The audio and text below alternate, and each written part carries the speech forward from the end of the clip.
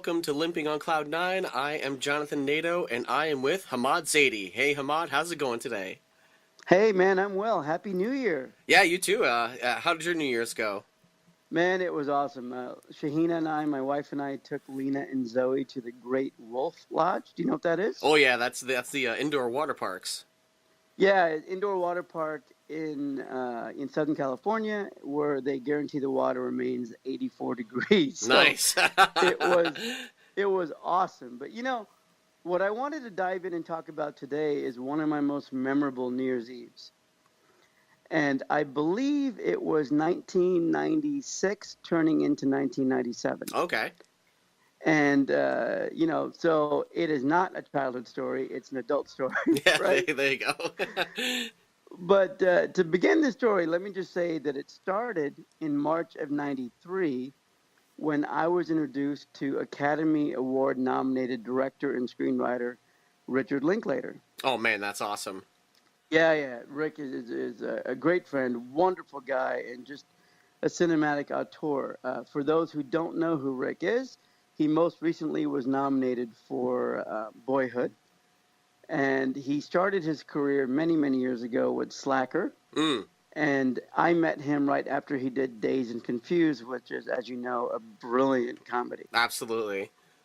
Yeah, so I was introduced to Rick in March of 93 through a common friend, and I've got to give props to the common friend. His name is Chale Nafis, and Chale at the time was a cinematic professor at the Austin Community College. I was his student, Nice. right? Yeah. And I was a student in about 86, 87, and I believe Richard Linklater was his student in 84, 85.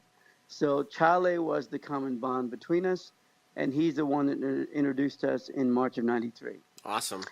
And I'll tell you, buddy, that is another story. How I met Rick it's an amazing, magical Cloud Nine story, but I want to reserve that for another podcast. Absolutely.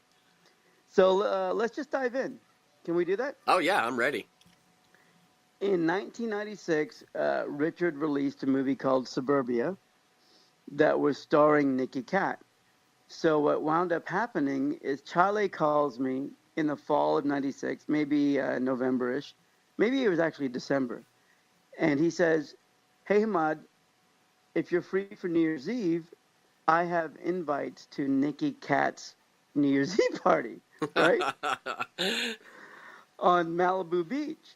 And I said, "Wow, are you kidding me?" And he goes, "Yeah. Do you know?" And I said, "But I don't know Nicky." And he's like, "Don't worry, man. I told him you're Rick's friend. He's fine with you coming. You can even bring your sister." Right? Yeah. Because my sister Najla, I call her Dolly, but her real name is Najla. She's a filmmaker, screenwriter in her own right. And so we brought her along.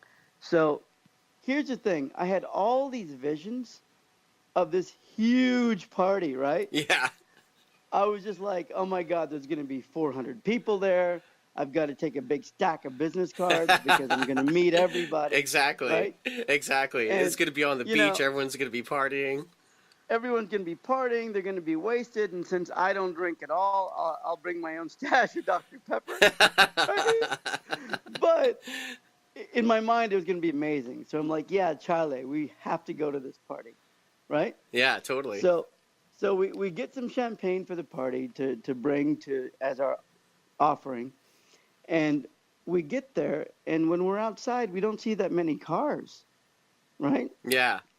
So I'm like, are we at the right place? Was this a joke? Did the party get canceled? What happened? Am I getting punked? Yeah, am I getting punked? This is actually before that TV show. Yeah, That exactly. was really funny, though. So we knock on the door, and Nicky Katt answers the door, right? Yeah. And Charlie's like, "Hey, Nicky, this is Hamad and Najla. Hamad's Rick's friends, and Nicky brought us in." And so we come in. It's us three, me, Chale, Najla, Nicky, and a couple of Nicky's friends. So there was no more than 7 or 8 people there. Oh, man. Right? So my visions of this huge Malibu party turned into a very intimate situation. right? Yeah. And we had great food laid out on a table. There was a fireplace in the corner that wasn't on yet. And we just kind of sat around. And, it's funny, since this was a Richard Linklater contact, it's funny to me now that the whole evening kind of seemed like a Rick Linklater screenplay, right? Maybe he was testing the waters. Yeah, I mean, it's pretty wild because it was really just 7 or 8 people sitting around a table discussing their life, literally. Yeah. It kind of felt like Before Sunrise and Before Sunset, the movies that Rick directed and wrote. Yeah, those were great. My wife and I watched those maybe a year ago or so. We love those. Yeah, they were tremendous, tremendous films. So he wrote those with Julie Delpy, but he directed them. So they were genius. So here's where the story goes. We're sitting around starting to talk, and then I look left, and I see an actor that is really familiar to me, but I can't figure out who he is. I mean, I know the face, but not the name. Yeah. Right? Yeah. And I don't want to be rude, and I don't want to say, hey, who are you? And then 40 minutes after that, it just hit me like a lightning rod. I'm like, oh, my God, I know who you are. Weren't you the annoying guy, the annoying roommate on Friends? And he just started laughing, and he's like, yeah, man, I'm Adam Goldberg, right? No, did you like stand up where you're like, I know who you are now? Like, were you all like busting up the conversation because it just hit you like a lightning rod? Yeah, a little bit. But the funny thing is, like I've said before, I'm not starstruck, but it was more like, I'm sure he kept on wondering, why is this guy staring at me? Right. Well, yeah, and I'm sure it was bugging you because you're just like, it's out of context. You're just like, man, I know who that guy is. I know I've seen him in something. I just can't remember what it is. Exactly. Yeah, exactly. yeah. So, when he told me he's Adam Goldberg, he said, yeah, I was in Friends. And after that, I said, well, wait a minute. Now you were not only in Friends, weren't you also in Rick's movie? Weren't you in Dazed and Confused?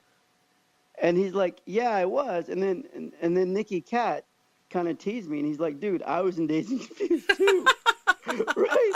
And I'm like, okay. I mean, everybody was in Dazed and Confused. Right. Everybody. I mean, Ethan Hawke, Matthew McConaughey. Yeah, Matthew McConaughey. Exactly. Yeah, there's a ton of guys in that. And Renee Zellweger. I mean, everyone was in that movie. Yeah. Right? So we start talking. The evening goes on. And then guess what we do? You'll never guess what we did. I have no idea. Who knew? I have no idea where this is going to go.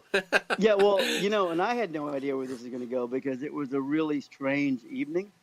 But one of the actors, and I can't remember if it was Nicky Cat or Adam Goldberg or one of the other 3 actors, who I really don't remember who they are. And you know what's going to happen? One of their assistants is going to hear this podcast, and they're going to say, how do you not know that this enormous A-list actor was there that evening? Exactly. So my apologies to the other 3 gentlemen that were there. But somebody came up with the idea that what we should all do is take a piece of paper, rip it into 7 little pieces or 8 pieces, depending on how many people were there, and write our biggest fears on the paper, and then throw the paper in a fire. Start the fire and throw it in. And, man, that was the coolest thing. It was that's so cool. Wild. Man, that's really cool. So y'all just kind of took a strip of paper, wrote down something. Now, no one looked at anyone else's, right? You just wrote it down, threw it in the fire. Yeah, basically. Yeah. And no one, and as we were doing this, like, I didn't say, hey, I'm afraid of this, or I'm afraid that I'm hooking my hand into my chest right now because I'm nervous. No, I didn't say any of that. Okay. I just wrote it down and threw it in the fire. And as we were doing this, we were eating, we were drinking, and then we were having this really odd conversation, right? And what I remember most about when I mean odd, I mean beautiful. Yeah. Right? It was amazing. Yeah. But the conversation was, Nicky Cat kept saying that if the acting thing didn't work out for him, he was going to become a motorcycle mechanic because No he kidding. loved motorcycles. No kidding. And Adam Goldberg kept talking about how badly he wanted to act and how He wants more opportunities. And everyone was having, and Adam also talked about a movie he was doing with Steve Buscemi at the time called Scotch and Milk, Oh man. which, which he kept telling me was he was doing it in black and white, Yeah. right? And so we're just having this great cinema. The conversation flowed from movies to personal life, but basically movies were talked about maybe like 1.5% of the time. Yeah. The rest of it was just all personal life, where we wanted to go, what we wanted to do, how we saw 1997 changing our lives, because this was New Year's Eve 96 going into 97. Yeah. Yeah. And then I've got to share, you know what happened to those guys? Mm. 2 months after New Year's Eve, like in late February sometime or early March, Adam Goldberg signed a huge television development deal. No kidding. Right? And then Adam, shortly after then, he got cast for Saving Private Ryan. Oh man. Which is... That's huge. He has a amazing role in that. He is... in the one scene I remember of him, he was a guy at the end, toward the end, he was the guy that had the Star of David necklace on. Yeah. And he kept on showing it to the German soldier. That was Adam. That was like an amazing scene. Man. So Adam's career launched, and then you know what happened to Nicky? Is you being from Boston, Nicky was cast as one of the leads of that TV show Boston Public. Oh yeah. Yeah. So all these things happened right after that New Year's Eve. Now I can't take credit for our throwing stuff in the fire, for doing anything, but man, what an amazing moment. Yeah, it was just so cool. That's awesome. I mean, that must have been. I mean, for me, if I would have heard like this actor, at the time too, it'd have been like, if he was like, oh, if it doesn't work out, like, if it doesn't work out, dude, I think it's working out. Like. Yeah. Dude, I don't think you got to worry about it. I think it's working out right now. And what's funny is here I'm thinking, as we're having this talk, not you and I having a talk, but as they're having that talk on that night. Yeah. All I was thinking is, dude, one of you guys has a recurring role on Friends. The other guy, is a lead of Richard Linklater's movie. Right. Yeah, it's working out, buddy. It's working out. Exactly. But it's also funny, too, to hear him be like, yeah, I'd love to be a Harley-Davidson mechanic, because, I mean, most people would probably think, oh, a movie star would never, like, lower themselves to that. Like, they would, find a way to work in a studio or produce or, like, no one would ever want to, work with their hands, like, so that's really cool. Yeah, it is really cool. But, as you're saying that, I'm just thinking that Richard Linklater is a very earthy, down-to-earth, real person, like a real person. Yeah. Right? So people close to him are probably like-minded. Yeah. Which is probably why all these people were just so inviting. I mean, they didn't know who I was. I know, all they knew is that I was a friend of Charlie's who was also a friend of Rick's. Right. That's all they knew. Yeah. And they invited my sister and I into their home for the evening. And, I've been to a lot of blowout New Year's Eve parties. I mean, New Year's Eve 2000 for me was, I did Y2K in Austin, Texas. Oh, man. With 1 million people on 6th Street with my buddy Kelly Nix. That was intense and amazing. And I'll never forget Y2K turning into 2000. But I'll tell you, 96 turning into 97 with 7 or 8 people in Nicky Cat's place on Malibu Beach was just a memory I will never, ever, ever forget. Yeah, that's understandable. Man, that's pretty amazing. Yeah, it really was. So what I wanted to say, Jonathan, is people out there, it's the beginning of January. You guys have 362 more days of 2017. And trust me when I say you can get what you want. Yeah. Yeah. And for those of you listening to this and saying, okay, this guy is just intensely lucky and he must have contacts or he wouldn't know these people, I'll tell you the truth is I kind of limp my way into most of these situations. Yeah. And what usually happens is I just keep my world open.